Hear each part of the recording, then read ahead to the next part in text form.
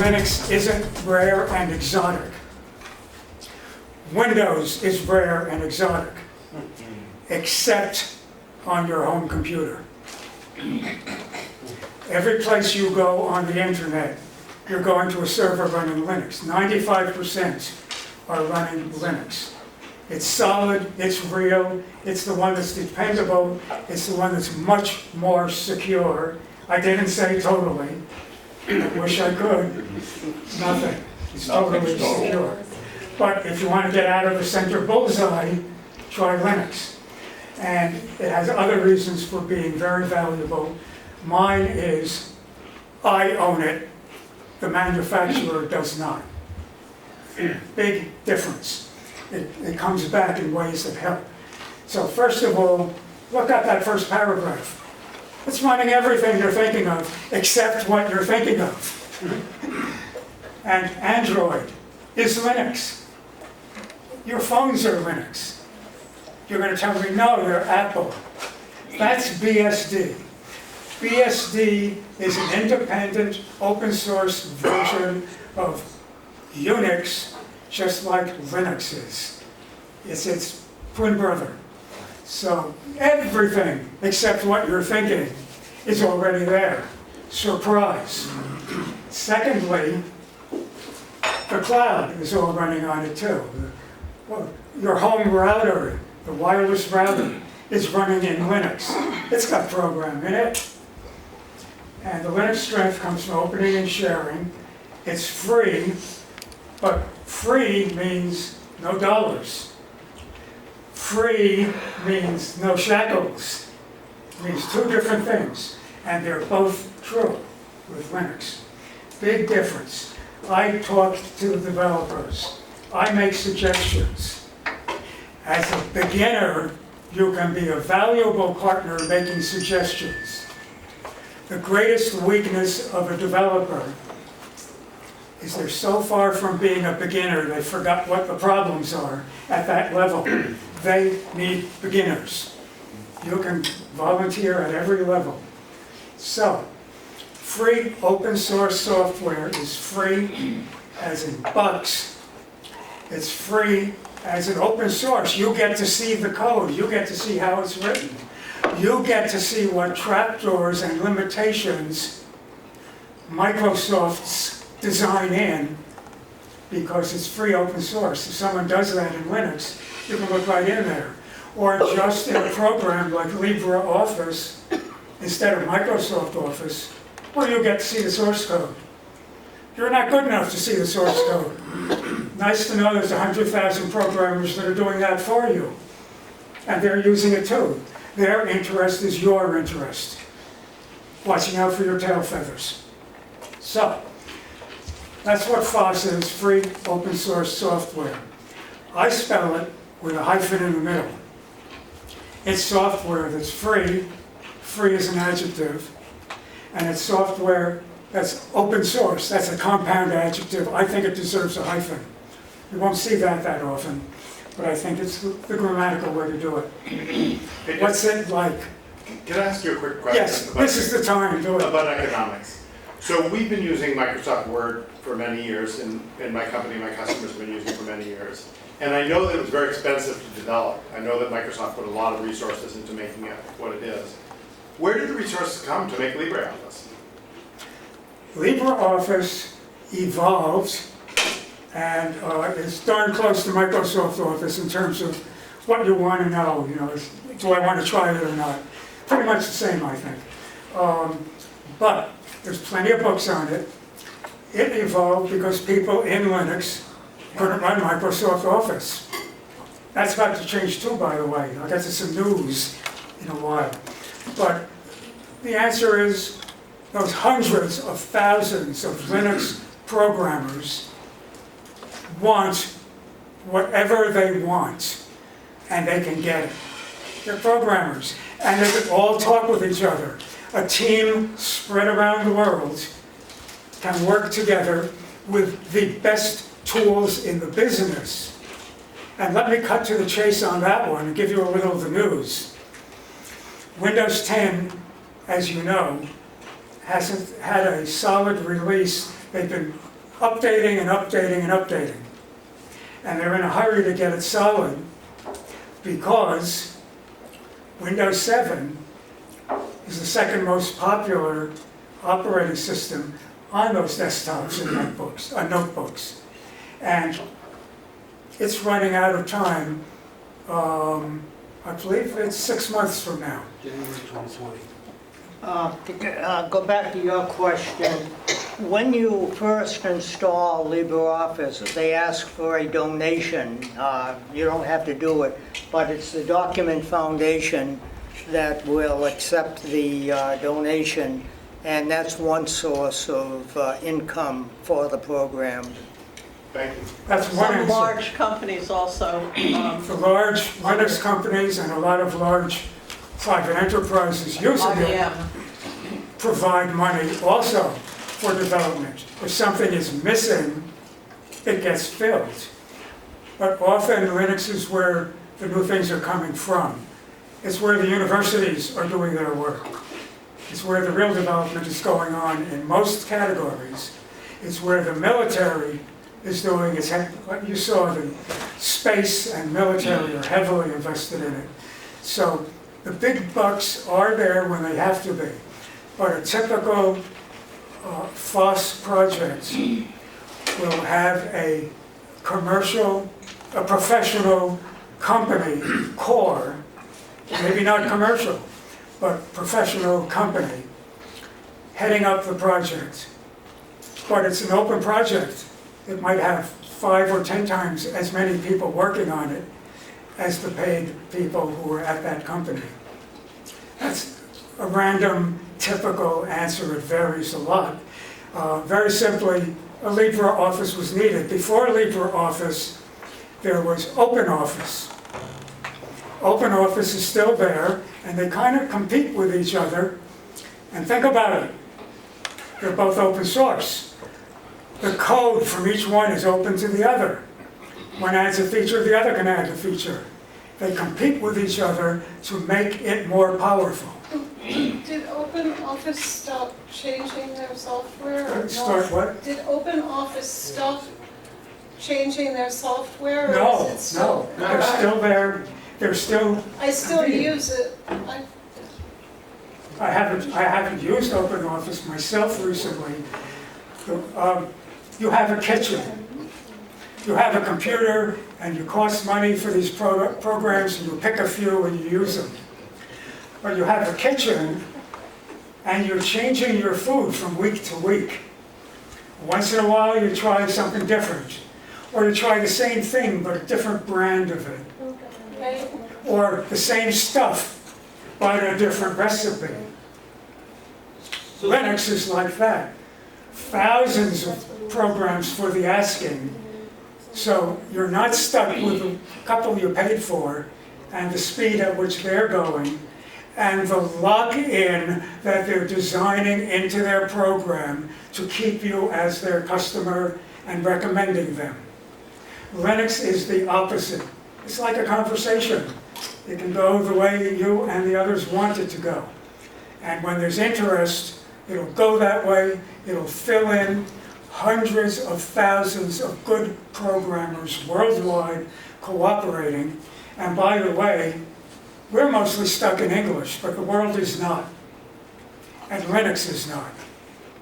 Anything I'm doing, I can do in, I'm sure, 50 languages and probably 200. And I'm sure there's plenty of it that goes in more than that.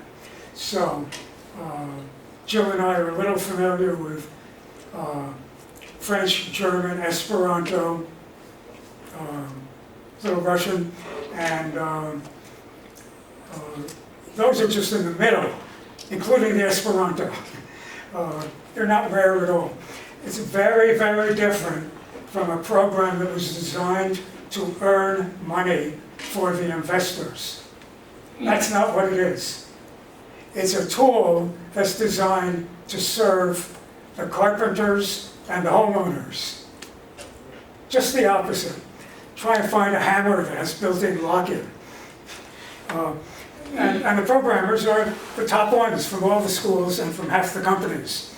factoid I started mentioning and almost forgot. Windows. Time is running out on the Windows that's currently the one people would rather stay with, 7. 8.1. January. 8.1, I think, ran out. 7, 8, and 8.1 are all disappearing as of first 10 year. hasn't been No, that that's sturdy. actually, just to be accurate. Just 7? 8 is gonna go on for another year or two, Okay. but for what it's The worth. fuse is burning. Venus? 10 Better than mom? has more kinds of lock-in in it, but it's got something else that's fascinating Pumping? and a little horrifying to us Linux fans that already made the switch.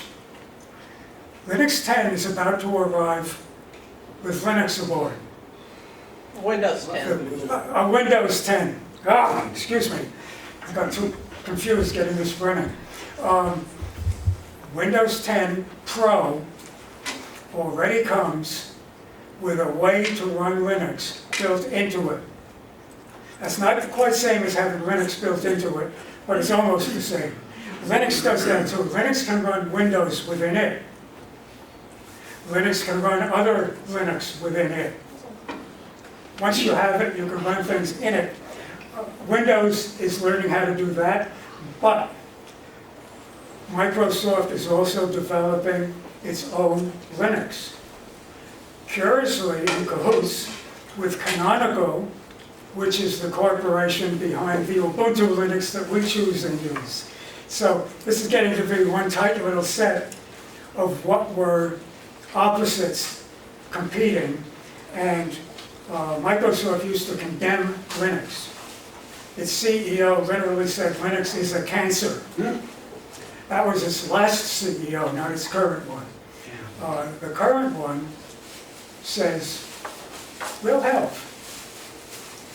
And Linux people, half of them are deliriously happy. We won, we won. The other half are really nervous because Microsoft's long-term strategy forever has been extend, embrace, extinguish. And that's what they do with companies who are giving them tough competition. They buy them out, or they outcompete them, and they take over. And the Linux people are very worried about Microsoft getting an internal seat on some of the key security design features. Microsoft hasn't delivered them. In fact, Microsoft doesn't apparently want to deliver them because they're there. And Microsoft has to switch because Microsoft's main product in the future is about to become Azure, not Windows, but Azure, in the cloud. And what's interesting is that currently, starting slow, the developers on Azure, which are small compared to the developers on Linux in the cloud, it's dominant. That's what Microsoft doesn't like. Of the Azure developers, the percent developing in Linux has now grown to over 50% in a few years. So Microsoft, I think, has to know what those developers know. They've got to get into Linux. But how will Linux get into them? Will it be the free open source Linux or one with their lock-in built in? We're all watching. We're not going to get an answer yet. I can give you wonderful articles to read on it on both sides, and it's a very hot topic because basically Microsoft has just crossed the tracks. Is there any licensing provision A little louder, please. Is there any licensing provision that says company B, Microsoft per se, can base an operating system on Linux and charge for it and add We lock-in don't features? know yet from Microsoft. From Microsoft, there of course is that licensing. But Microsoft's Linux, we will see. I'm sorry. Let me explain Linux. Dick, I think, Let me explain what's key to that. Linux has well over 200 flavors out there. Linux comes from one high school student who just has been using it for 2 years, loves it, and said, you know, It's open source, I can change it here, here, and here, put my name on it. Here's my Linux, give it a try. Or Linux can be the most solid thing you can get this year. It depends which Linux you're talking about. Now, the licenses are similar. Which license? Which Linux license? Linux, strangely enough, does come with a license. You know what a copyright is? Classic Linux comes with a copyleft. And a copyleft is just what it sounds like it ought to be. It says, I agree, I can use this, provided, that's what a license does. I keep it open source. I allow it to be shared with others freely. A copyleft. It's exactly what you're asking about, and it's the one that says, no way is it going to be a copyright. But that's the classic one. It's not the only one. The MIT license reads a little different. It's for companies that want to spin out something secret for the military. It's for companies that want to do something very tightly controlled. Say for doing surgery in your eyes, just for instance. Sure. They don't want little improvements coming in from everywhere. And neither do I, because I have 2 plastic lenses in here. Don't blink, you'll be in trouble. And if we have time, I'll tell you about that. It's a personal story Dick, at the beginning. But in the meantime, the point is there are various Linux licenses. I can't answer your question unless you ask it for a Linux. Okay. For Ubuntu Linux, it's the way you like it. Dick, just want to interrupt just a couple of very quick announcements, so bear with me because we missed our introduction at the beginning. Priority interrupt. Go ahead. Thank you. One of them is that there's a contribution plate for people who want to contribute to BNUG's food fund. Very welcome. We also really appreciate people who brought amazing food tonight. So don't be shy about coming back. It's totally socially appropriate during the talk to quietly come back and grab food to keep you nourished. Okay. The second announcement is BNUG. We're extremely lucky to have Dick here teaching us about this. Every month we try to have a new speaker or something new to talk about. I really encourage people to join us in our telephone board meetings and help plan BNUG. If you know someone who'd like to come and speak, or if you know someone who has something you're really interested in, reach out to them, have them call me. I'm Adam, I'm the president of BNUG this year. And next month, we haven't fully planned it, but I'm hoping that we'll have a raucous discussion about net neutrality. And I want to thank Dick in particular for bringing this issue to my attention in his emails about his open source group. He had a link to this issue, and when I started reading about it, my hair started standing on end. So I hope that we'll be able to talk about that and explore that issue next month. And Also, I'm sorry. you have an announcement? Yeah, so on our BNUG website, if you by any chance want to see any of the presentations we've done in the past, there's a link to them, and there's also some video on it that Steve shot. And it's some great stuff up there, so some great things, being one of the past presentators myself. Thank you. It's wet. Anything? Wet? I have to get Steve. You need water? The fruit's right over there. Plates are a little further beyond, right in front of you now. Fruit? And place to your left. Can I get you Looking some? right at it, not see? Right there. Oh, Dick, okay. do you want me to get you some water? Please, ice. Do you want me to get you some water? Dick? I'd love it. Would you like some water? Yeah. I know love it too. I'll keep going. While Dick's getting some munchies, Martin, could you just say a word about net neutrality, or what it is? I'm not sure I'm qualified. Is there someone here who'd like to comment on it, Martin? What little I know is, I'll be right. and I'm not sure I can express this very well, is that if I'm accessing Netflix through Comcast, not Comcast connection, Comcast has their own video, they can choose to slow me down because they want to punish me for stepping around their service. That's my minimal understanding of net neutrality.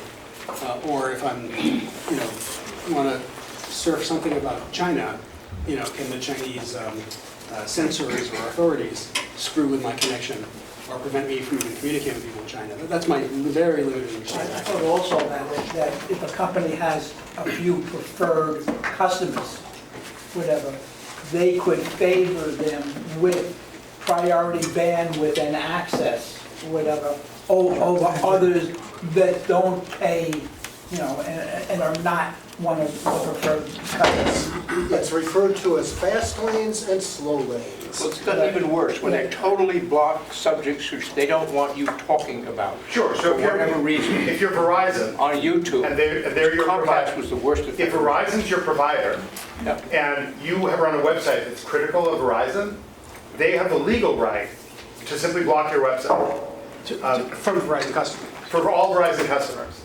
And since there are only two big internet providers in Boston, you can choose between Fios and Comcast.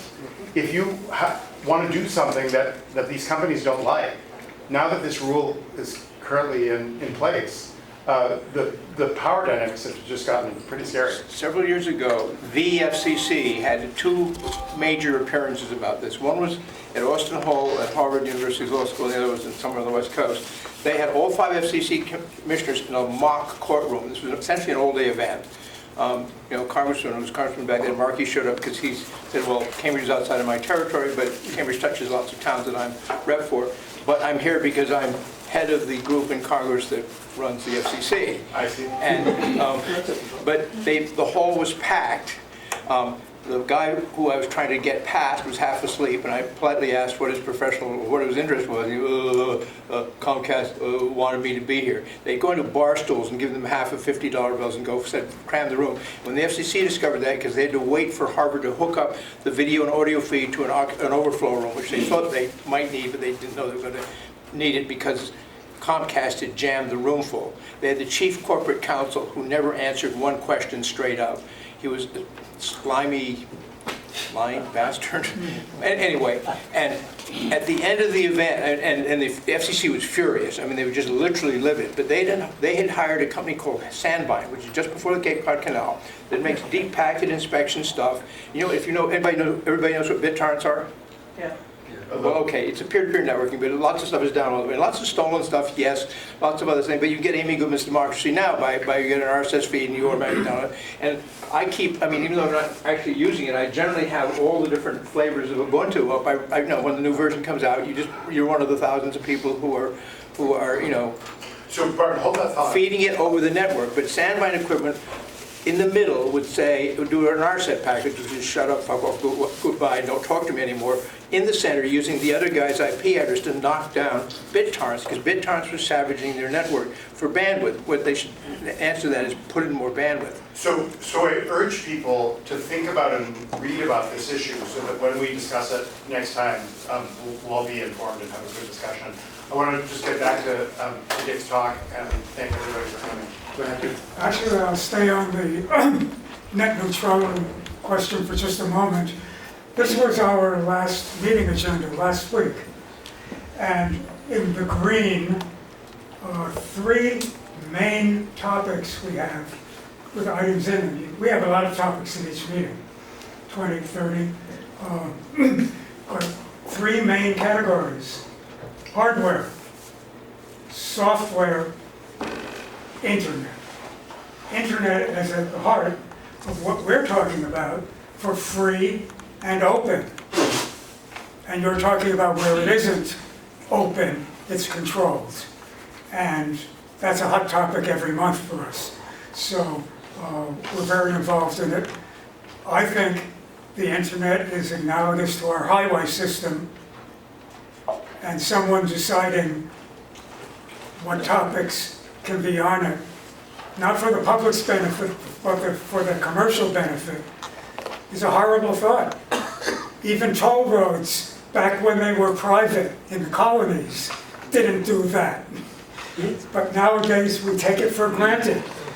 We take too much for granted in exchange for the service. And then we pay for the service. So it's one of our 3 main trunks of what we talk about. And I want to point out again that tonight, I hope to show you a little of what it's like. But most importantly, what difference does it make? Who cares? The 4-year-olds have the right questions there.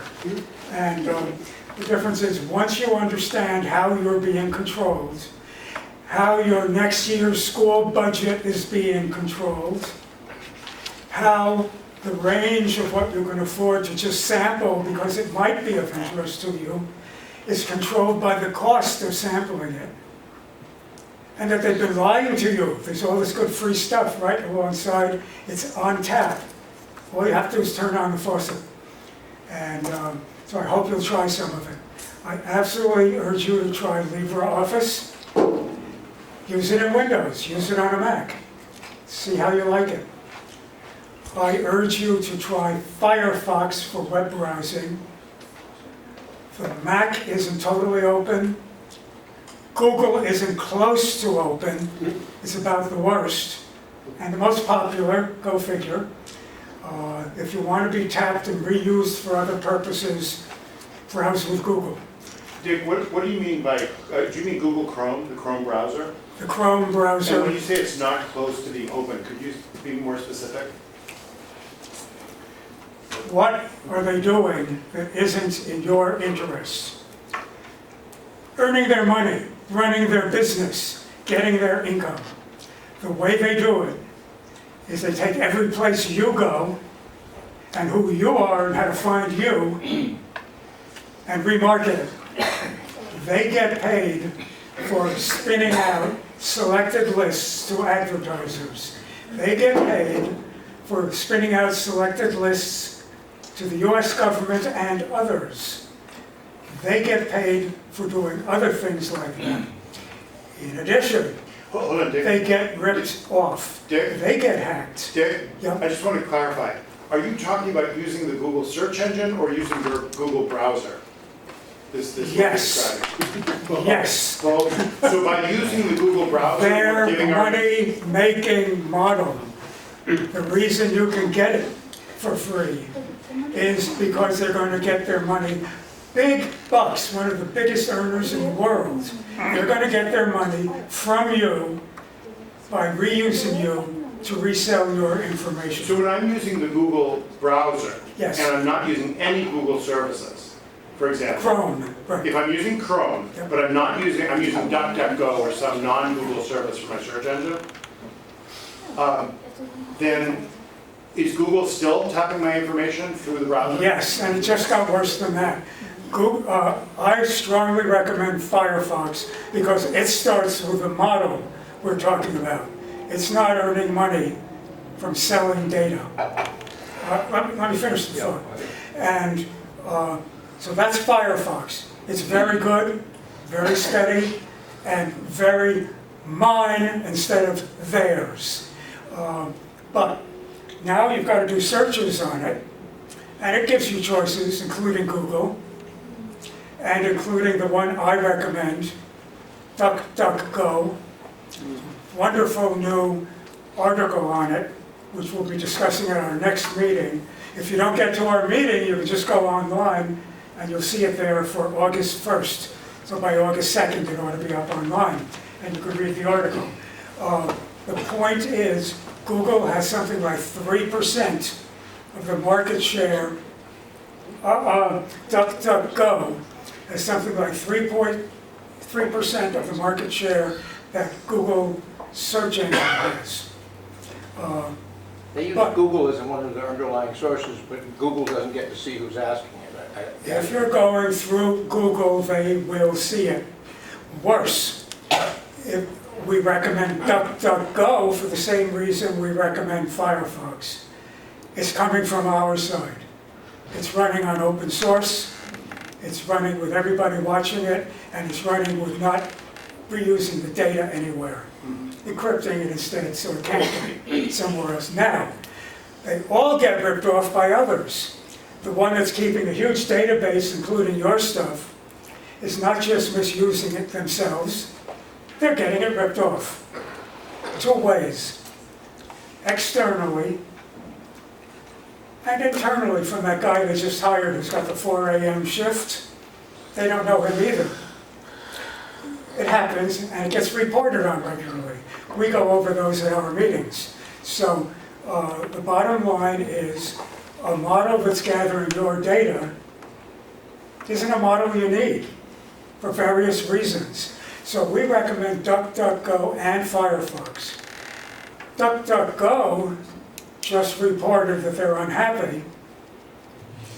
If you run them on Google Chrome, you are being tracked. Maybe they'll fix it, but it's a new problem they're coping with. DuckDuckGo has a new product. I recommend you don't look for it at DuckDuckGo. Instead, you go to Firefox and look for the new DuckDuckGo add-on, which will just put it all on at once. It's got a lot more security level in it than DuckDuckGo itself has. And that's the easy way to add it. I added it this morning. I'm running it now. It looked good to me, but I'll tell you more in a week. I get more used to it. But it was a totally smooth transition. I already had DuckDuckGo installed, and it just overlaid it. No, 1 second to install. It was just beautiful. So, very pleased with it. It'll not only tell you what you're avoiding, but it'll tell you how many trackers were on that place that are now being blocked. You can, of course, allow one through if you have a reason to want to. I never do that except on a temporary basis. It's easy to do, and then it's gone again, no matter what, no matter who else taps into it. I don't leave my mail on my web server any longer than I have to.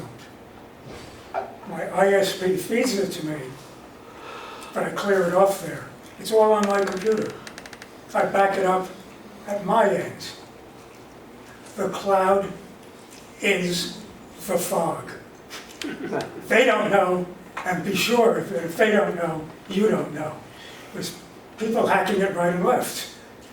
First question. Burton, I just want to. First question. Okay, just was a comment. A friend of mine who is very paranoid, ultra paranoid, he was Mr. PC doctor, but that fell because his head programmer quit, but years ago. But he called me up in panic mode. Everybody's used to, if you use Google things, searches for things, that you'll be seeing ads for them on, what for Firefox for the next weeks, actually almost forever. He was talking to another friend of his, talking only, no web interaction, because he uses Google Voice for all his dozens of phone numbers that ring on different devices and go to different voicemail things, whatever he does, but all Google Voice. And he was talking about something that he, let's say it's golf clubs, and he hates golf and never talks about them. I don't remember what it was, but it was something like that where he never, ever, ever looked for online, and certainly had never talked about anybody on the phone. This friend of his was asking about them, and he was just talking about maybe ways to search for them without anything else. And the next day, guess what he was seeing all over his website? Those bastards are converting the voice to stuff and tagging it on you, and that's probably the tip of the iceberg. And the other question is essentially like how much NSA or CIA pays and how much of their funding originally came from that. That's amazing. So what I wanted to suggest, since your title is Linux for the Unconvinced, Yes. a lot of us, yeah, I mean, we certainly, the time that we spent, I think, has been really worthwhile is to recognize the way this protects privacy by getting away from these companies that are obviously outrageously intruding on our privacy. But because a lot of us here work directly with customers and with offices, I wanted to ask you if in your presentation, this next part, if you could walk us through. I know you do conversions. You go into an office and you say, wasn't that fun? Microsoft's done, we're going to help you do Linux. Could you walk us through a sample of that? Because the questions that are on my mind are, how do I do backup? How do I network these computers? How do I share folders? How do I encrypt data? The fundamental nuts and bolts of our daily work. And if you could walk us through how you do that with Linux, I think that would help us be convinced. First thing to do is stay off the cloud. I will do that. I will do that. But the first thing I want to say is start from the opposite end. Assume it's exactly the same or better. Now, just assume it. You've got that many programmers that don't want less. Why wouldn't you get at least as good? Let's look at a few examples. First of all, how many workspaces do you have in your computer. What's a workspace? Think of it as a computer. How many computers do you have running at one time in your computer? Let me demo. Remember my wallpaper with me in the warped chair? Let me worry.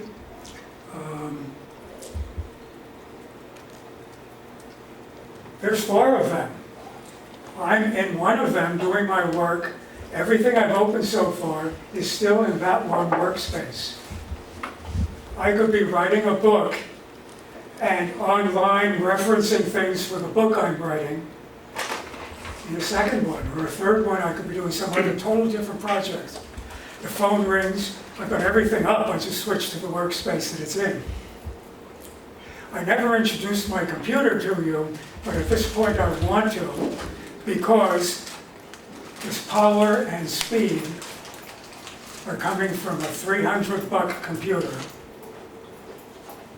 It's not running an Intel i9, not running a Core i7, not a 5, not even a Core i3, it's running a Pentium. Everybody know what I just said? Single core? This is a slow CPU. How much RAM? But I have boosted it from 4 gigabytes to 8 gigabytes of RAM. Okay. Nowadays it would probably come. This is 3 years old. I have taken out its 500 gigabyte hard drive. I put in a terabyte solid state drive instead. $85. The prices have become wonderful. Your local store won't tell you. We do that too. We do system selection and advice. The extra RAM, probably $30 this year for a full. I didn't have 2 slots. I had to get a full 8 rather than another 4. It's cheap to have a powerful computer in Linux. It will be more powerful than in Windows. I just noticed something for our next monthly meeting under hot hardware, and it's an argument saying next time, don't buy Intel, buy AMD.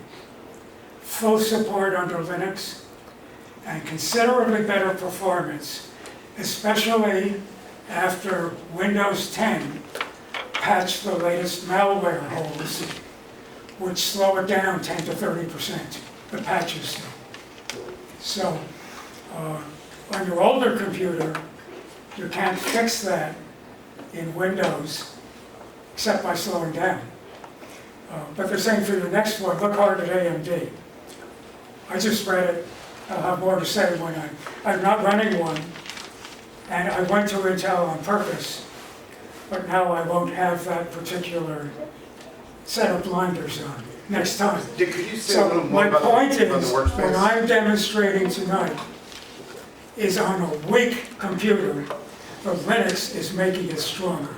Now, let me go on. So I can go to any one of these I want and build exactly the same way in it as I was building before, but I want to stay where I was. And I'll go very quickly through this. I hope I don't have to elaborate on anything, but this is the outline. And I was going to say, this we finished it. It's your software, not theirs. And what I'm telling Adam is think outside their box and thus see their box. There's a famous document, the Halloween documents from years ago from Microsoft, leaked out, and it'll tell you their whole strategy. Everything I said is from that and other things like it. It's real. They won't tell you. I'm recommending Firefox Thunderbird for your mail. I recommend, and this is personal taste, you keep your mail on your computer. Also, don't use You IMAP. don't keep your mail on the web. So you're saying don't use IMAP, use POP. No, use IMAP, but only on your own server. And then you can have, it's just, POP3 is just insanely obsolete and dry. Or you can Well, use most of our clients aren't going to use their own server. They're going to use a web host, an ISP, And my point is, don't leave the mail. The mail will come to you through your ISP. So Dick, I think we should pause for a moment. This is a really important issue for a lot of us. A lot of us struggle with these issues about email, which email to put our customers on. Some of our customers have iPhones and Androids that they're synchronizing their mail with. So are you recommending, if they switch to Linux, that they have on their Android, that they run Thunderbird, that they run Thunderbird on their machines, on their Linux machines, and that they use only POP and not use IMAP? No, but Adam, you're up. Hold on. If you're running with your mail on the web, you probably just use Firefox and not Thunderbird. But that's not practical on a mobile device. Right. I think on your small phone, unless it has astonishing storage, which it can this year, and it's not that expensive this year, and it'll be cheaper next year if you don't go to the main brands. In any case, my suggestion is don't keep all your mail on tap on your phone. Maybe the last month, if that much. But I'm just trying to understand the protocol you're recommending. Are you suggesting that people not use IMAP because when you're saying you're recommending that people use Thunderbird and pull their mail down, the way we're trained to do that is to use POP mail. How do you do it and not leave your mail exposed in, I quote again, the fog? So Right, so what is their answer to that? you're saying we're going to use POP? You want us to use POP? Yep. So- Well, you do whatever you want, but don't leave it there. But POP by its And nature, then IMAP by its have nature it is... synchronized to your computer where you keep it. But Dick, IMAP by its nature is leaving it there. The nature of IMAP as a server is that you're using a server. And so... If it's your server, I'm not arguing. It's not going to be my server. Okay. Most Then of I'm our customers don't have a mail server. Okay. So I'm just trying to understand, because what I'm trying to get a picture of, and I think people need to have this, is step by step how we would do this conversion. So you're suggesting Thunderbird with POP mail, have the phone set up with POP mail, and maybe delete older mail. Hold on just a second, I'm just going to get the picture here. And then, so POP LibreOffice, and then how do people back up? With a good backup program, most any Linux has to come with one by definition. I don't use the one that comes with Ubuntu. I use one which I mentioned in the wallpaper up front, Back in Time. It's a fast, small, incremental backup program. I can do a backup of a week's worth of my very heavy everything, including a lot of photos and a lot of email. And I can back it all up typically in 2 minutes elapsed time on this computer. So you're backing it up onto an external hard drive? With a mechanical hard drive, not to a SSD hard drive. So I could do it faster with an SSD. I can also back it up remote to where I wish. I like it, but it's one of many. Everything in Linux, one of many. You're going shopping, which ones do you want to keep in your kitchen? Which ones do you want to reach for? Steve has a question, and John, did you have a question? But let's look at a few. So, most everybody does Can we answer the bookkeeping. question? We have 3 questions now. Yeah. Well, let me go through the list and then ask the question. Well, yeah, this is kind of important because, But let me go through the list. I know, Where? this is kind Oh, of, Steve, hold on, let's take it I off. want some time too. He's our guest. And I want to get through it and on to the next one for everyone here. Go ahead. So GNU Cache happens to be a nice one. We recommend double entry accounting, bookkeeping, for everything up to writing paychecks in a small office. For that, there's a check writing program you can hook. But for every home use and small business use up to that, we like it. Family history is one you need a computer for this year. Gramps is excellent. One of many, and the one I personally recommend most of all is Photox, because everybody takes photos and doesn't take the photo as well as they wish they took it. And you can improve it, or you can make it artsy in ways that weren't just more accurate, but more imaginative. And I like it so much. It's the one I devote most of my volunteer fast time to helping. I get the most back, so I donate the most. So these are a shopping list of the main items you'd probably be asking, excuse me.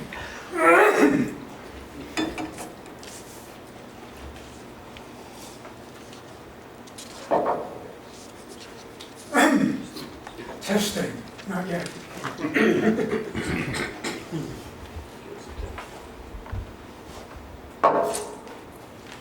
And now that I've finished that, I can demo any one of them.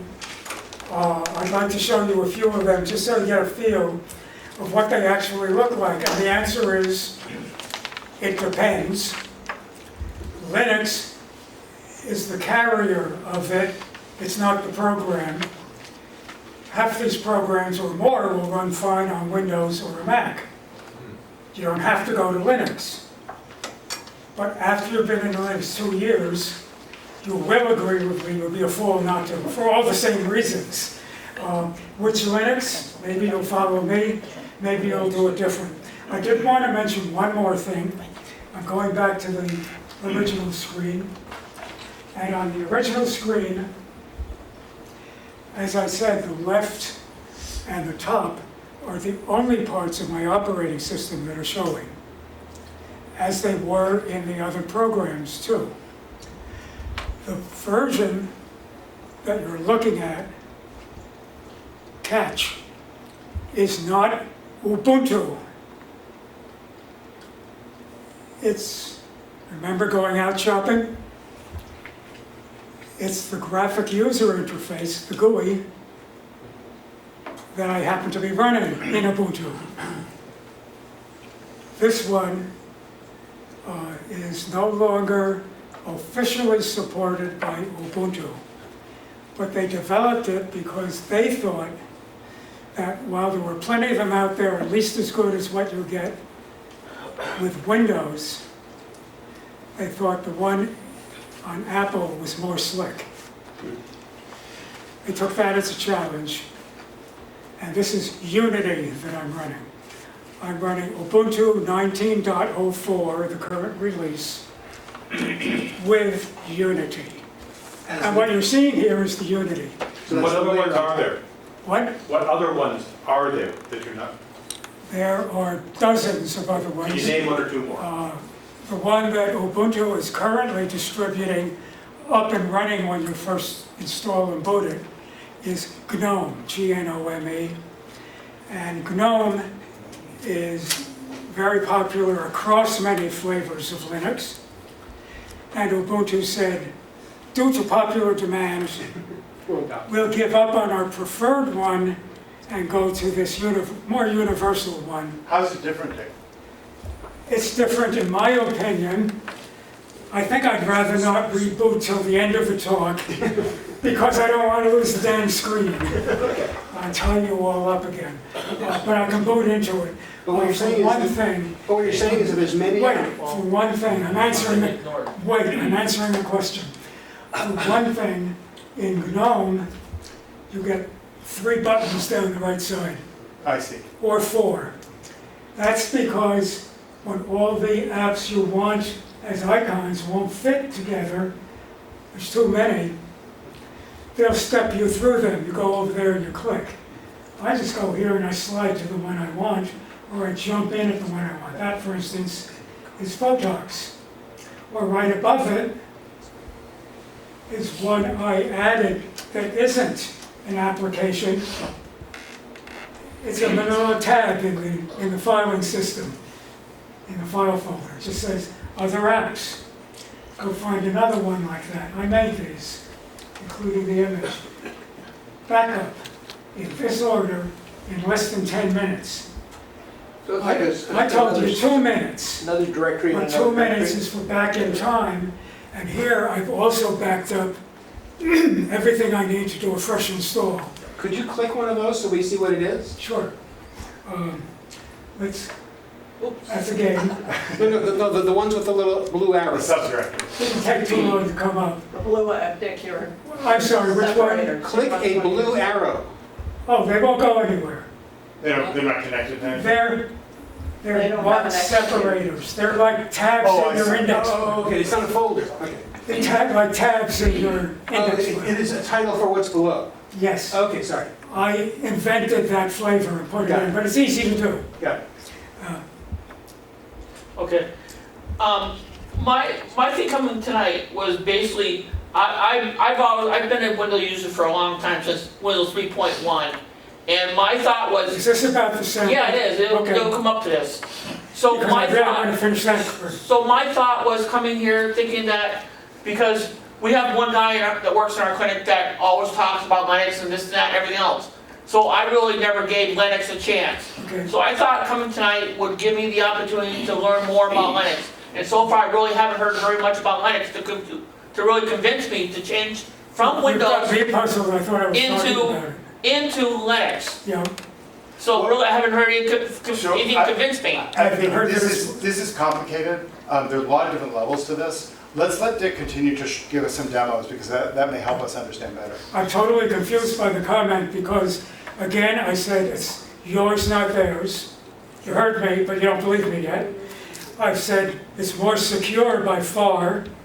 I said it's the one all the big boys are using, and even Microsoft Windows is incorporating it and switching their business model to encompass it. Stan, did you ever?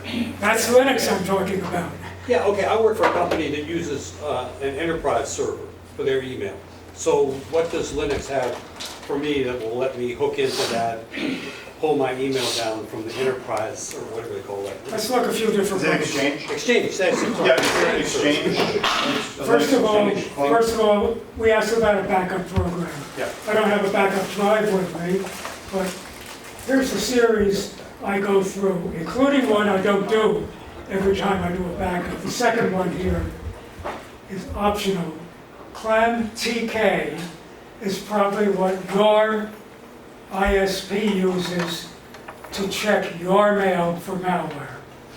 It's in my computer ready to go. It's a time-consuming process. I'll run it once in a while, or immediately if I'm concerned about something. But if I want to run it on everything, I'll start it and go to sleep for the night. And it'll be ready in the morning. It's a virus scanner, Dick? What? ClamTK is a virus scanner? It's a full list of everything that's known about all malware, viruses, any other kind of trouble. It's the one the big boys are using, and it's in there. Is it in your Windows? Could you The say thing I more about normally do, the backup? normally I Show us go the through the backup. other ones. This one is a software updater. Why don't I just do it fast if I'm on a fast link? It says I do have some software ready for updating. Well, I do this every day, and I've already done it today, and I already have updates. I've got hundreds of things coming in. These are vetted ones. I cut out the other ones myself. And it says Ubuntu Base, my main Linux, has a bunch of stuff. There's other stuff too. Remind me later, close it, install now. Let's do it. It's not that long. They don't give you the levels, Dick? And if I've got a good link here, What do you mean? The level stick. What's the level stick? 5 levels of updates. I am now, Dick? wait a minute, let me get this right. And I'm now looking at what's coming in, how fast it's coming in, and it's doing all those updates for all those different programs that I manage, because programmers all over the world are watching my tail. And the ones who are interested in me have full access, unlike commercial software. What is this question about level stick? I don't understand. Well, there were 5, it doesn't show on the Ubuntu distribution apparently. I use Mint, and when you use the software updater, there's a column with 1, 2, 3, 4, 5. And levels 4 or 5 are for the technically advanced people. A 4 or a 5 could give your system problems, your particular combination of hardware and software. So you have to be competent enough to recover from that. So in the Mint distribution, they actually have a checkbox for each item, and the levels 4 and 5 are not automatically checked. Right. If I want them, I can check them. But for safety's sake, And you're then, not. but safety, That's- they can know. that's standard. I don't do that. That's standard good practice. Sounds wonderful. You may be working with some program that Ubuntu isn't vetting. I've added the program, and I've added the PPA, the source for the updates, and Ubuntu isn't dealing with it. They'll warn me about that. They'll say, you can check it if you want, and if I know the guy, I'm going to check it. And if I don't, I probably won't, because I'm not that trusting. I can also, and this is almost done now. Martin had a question. Well, let me finish the thought. It's done. I've now done my update, and halfway through a day, I have that many things that are fresh. This is why it's bulletproof. It's getting constantly bulletproofed, and it's for effectiveness and for privacy security, both. So, up to date. Now I can close that. It's all the polished versions of Linux. There's Linux in here. There's Linux in all kinds of things you have. It's not that kind of Linux. It's stripped way down. But a polished Linux like this is competing with the best you got out there. Because anytime it isn't, that's an assignment to the programmers. So I just did an update. I'm now a little more bulletproof and a little more smooth than I was a minute ago. But probably for nothing I'll touch anyway in my use of it. And that's how it is. Now I want to demonstrate a few more from there. Martin had a question.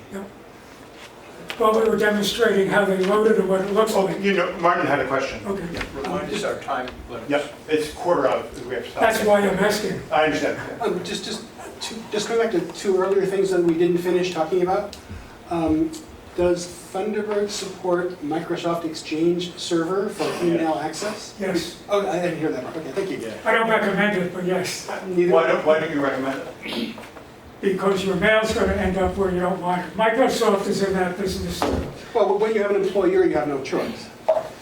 My other question is, you mentioned a number of, let's call them bad habits or exposure habits. Chrome, Google. Firefox. No, the poor choices would be Chrome or Google search engine, and some other, Google Voice came up.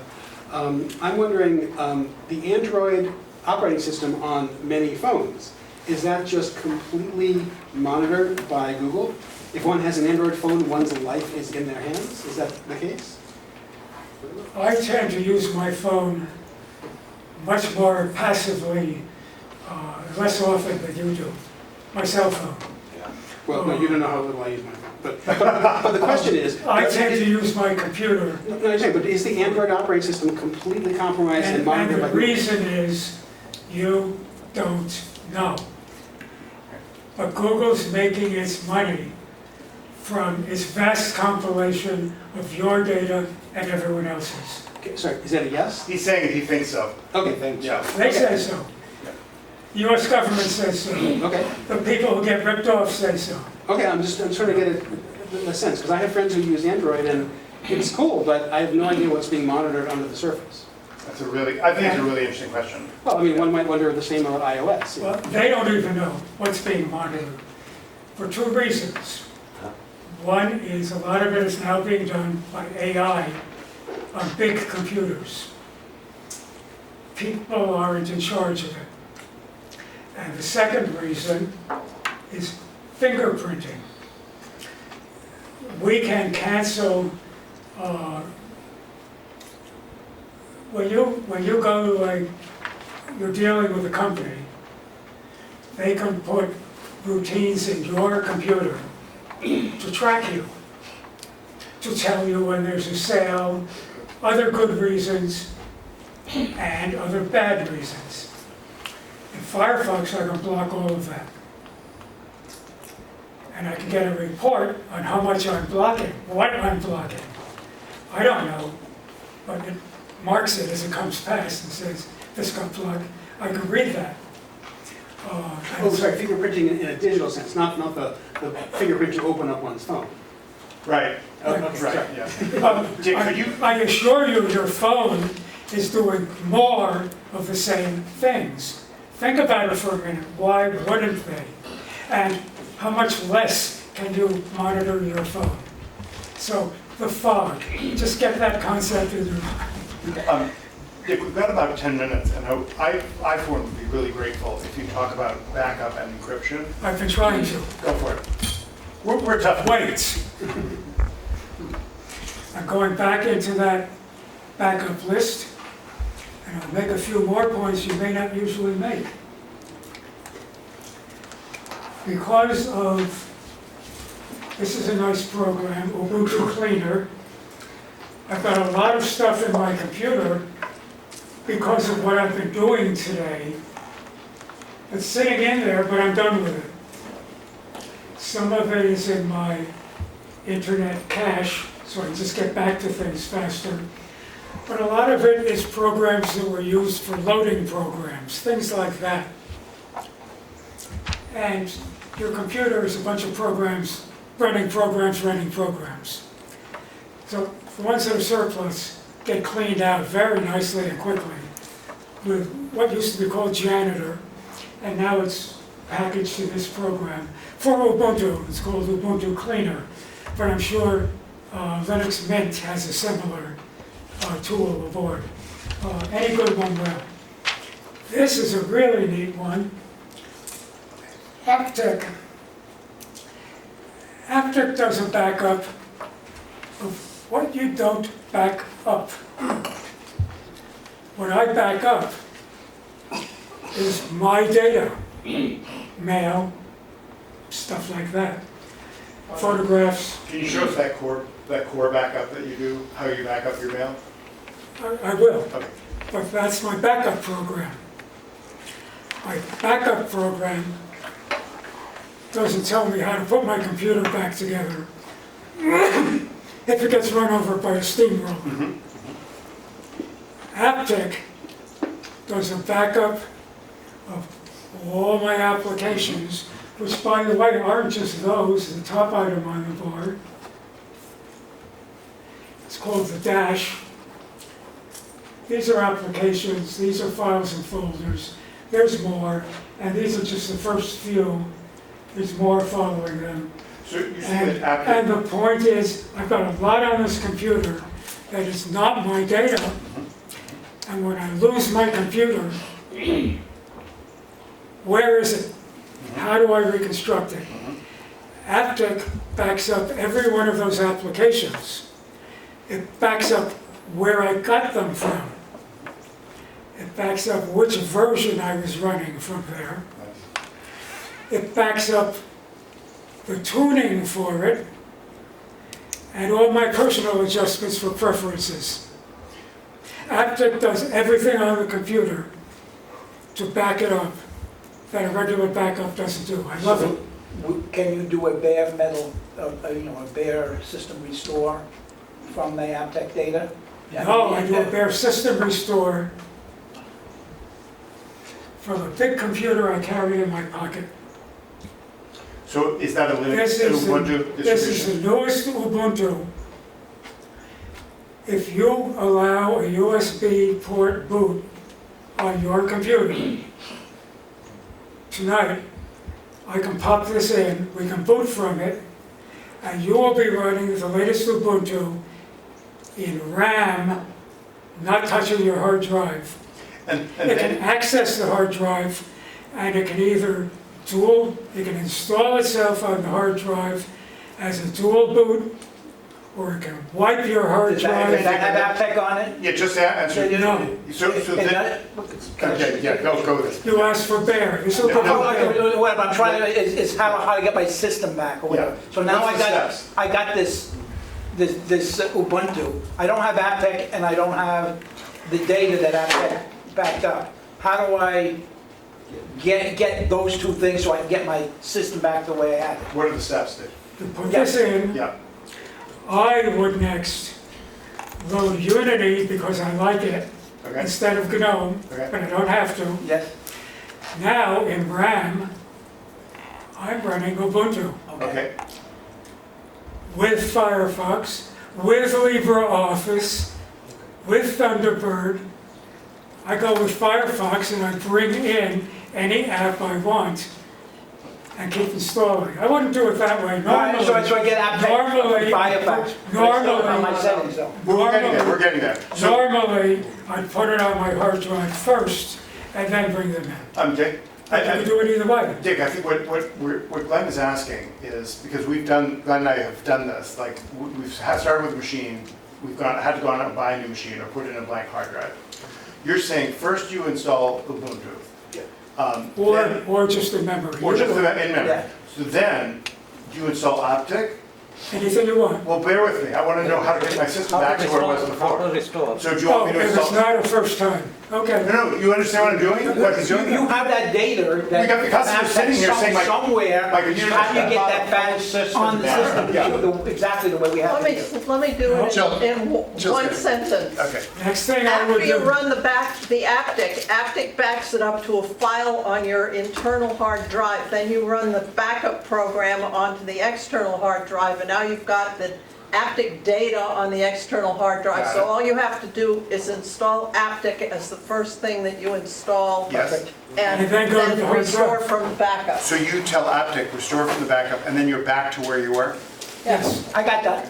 Thank you. I got that. That's exactly right. but that's assuming that the computer you're putting it back on is compatible with the original one under Linux. What's compatible, what would it need? So in real life, what's gonna happen is, my hard drive's gonna die, right? I go to the store and I buy a new hard drive. I stick it in, it's the same size hard drive as I had before. Can I do what Jill just said? Yes. Because Okay. That would be compatible, right? And now, suppose I go out, the computer dies. The computer's just a piece of metal. I go to the store and I buy a laptop at Best Buy. It's an emergency, I gotta get working. I buy it at Best Buy. I do this, will it work?